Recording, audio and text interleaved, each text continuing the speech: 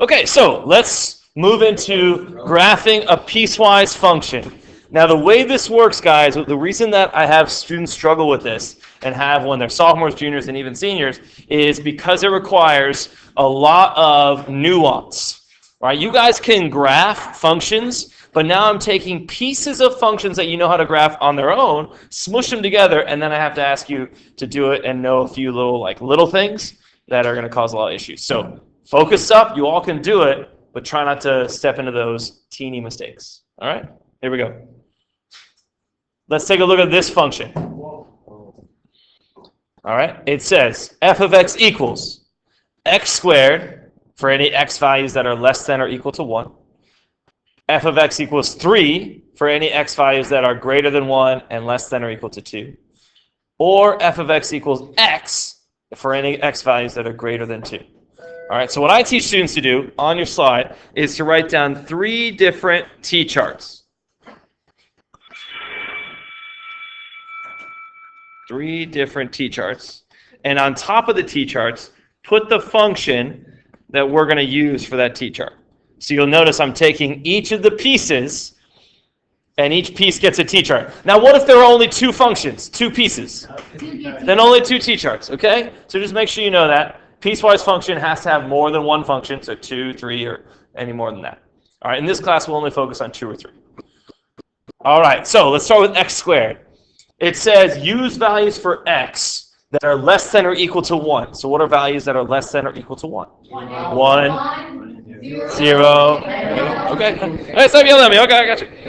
Since I know what we're going to graph on in terms of the grid that's on the back side of your paper, I'm going to use my lowest value as -3. Right? Yes, -4, -5 would also work, but those will not be able to graph on this grid. All right, so I'm going to do -3, -2, -1, 0, and 1. All right, and it says to plug them in to x squared. So that means -3 squared, -2 squared, -1 squared.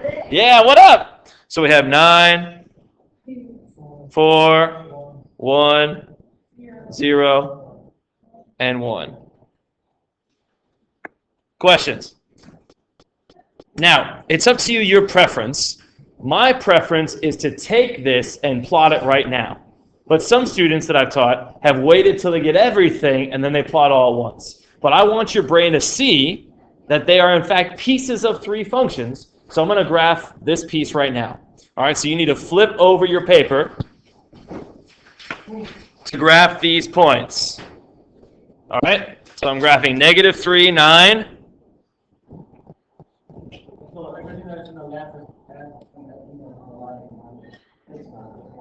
Yeah, x and y on your chart.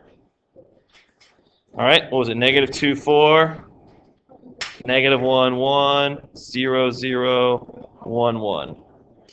So those are my points that you should have on your table. Any questions so far? Please ask if you're confused yet. So you'll notice, I'm going to wait to do it, but you'll notice that we've started to make what? A parabola. But you'll notice as we move to the right, we stop making it because then we move into the middle piece, the second piece, which is not a parabola. It was just the number 3, right? That's called a constant function, which is just going to be a horizontal line at 3. All right, so what are values that are greater than 1 but less than or equal to 2? Okay, let's not use any decimals. So watch this, guys. It is 2, right? We are going to use 2. All right, but I'm also going to plug in 1. I want to see if anyone remembers why we do this. I'm going to plug in 1, but should I? No, because it doesn't have what? Equal. The or equal to line underneath. But I'm going to plug in 1, and when I do it, I'm going to use an open circle. An open circle. Those of you that I taught 2 years ago should remember this. You're going to break the rule and use an open circle. Exactly, because if we don't, they don't connect. All right, I'll show you why we do this so they connect. Now, the y values are just going to be 3, right? When I plug it in, there's no x to plug in, so the y value is just 3. It's called a constant function, so it'll just be 3 on all those. So I'm going to go to the graph. I'm going to plot 1, 3, but what kind of circle? Open. 1, 3 is open. What about 2, 3? Closed. All right, does everybody have that? Now watch this. Don't do this. Don't do this. But watch what happens if I don't plot 1, 3. Do you see how there's a gap in x values between this point and that point? There's a missing x values here. You see that? So that's why there's not, or it shouldn't be. So that's why we put this, which is going to allow us to connect those. And I guess we'll connect the other ones too if you'd like.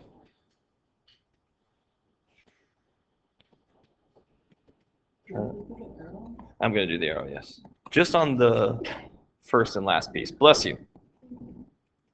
Now, I'm going to show you what most students want to do, but they shouldn't. What do you think most students want to do with 1, 1 and 1, 3? They want to draw that vertical line and connect it. You shouldn't. All right, this is a function, which means we can only have one input with each output. All right, so if I were to draw this line up here, I have now made it not a function. Okay, so don't draw, I'm almost done. Wait just a few more minutes. So don't connect those. Does everyone see we have our quadratic piece, we have our constant piece, now we're ready for the third piece. Yes, everybody good for the third piece? Okay, third piece. It just says x, that's a linear piece.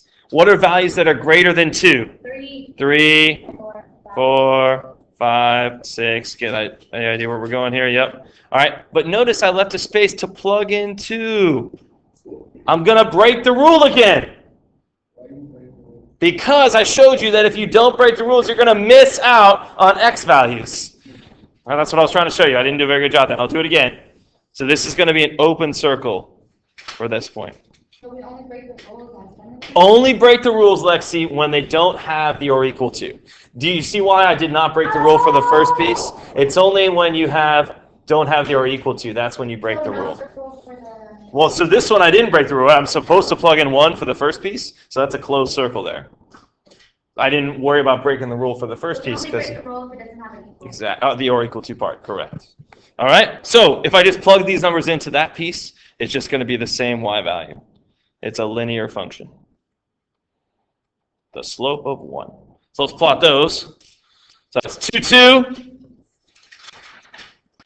3, 3, 4, 4, 5, 5, 6, 6, 7, 7, 8, 8, 9, 9, 10, 10.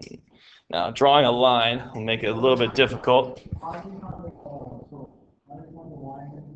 the y value is just going to be the number, because if the function says x, Pablo, that means to get y, you plug in your x. So plug in 2. It doesn't say x plus 1 or x squared, so it's just the same number. All right, so let's draw that line.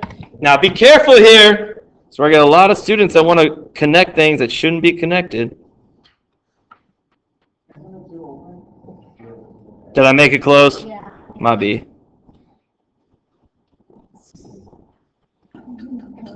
So I got all excited. Here we go. Okay, so you'll notice we didn't connect these points, and we're not connecting those points, but it's still a function. All right, it's still a function. It still passes the vertical line test wherever you go on this function. Any questions on piecewise? Yes?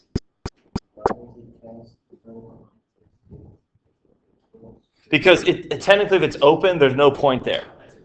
It doesn't count. So if this is 1, 3, it's like it gets really close to that 1, but it doesn't actually touch it. All right? Good question. Any other questions? All right, so I want you to take 5 minutes. Try this next one on your own. Should be right here. Stay seated. Where is it? Come on. You can do it. Okay, maybe not. Is that not another problem? There it is. Yes, so try this one on your own. And for some reason, they did not include the or equal to signs. So I'm going to show you which ones I want you to make or equal to, okay? I want you to make the middle two the or equal to's.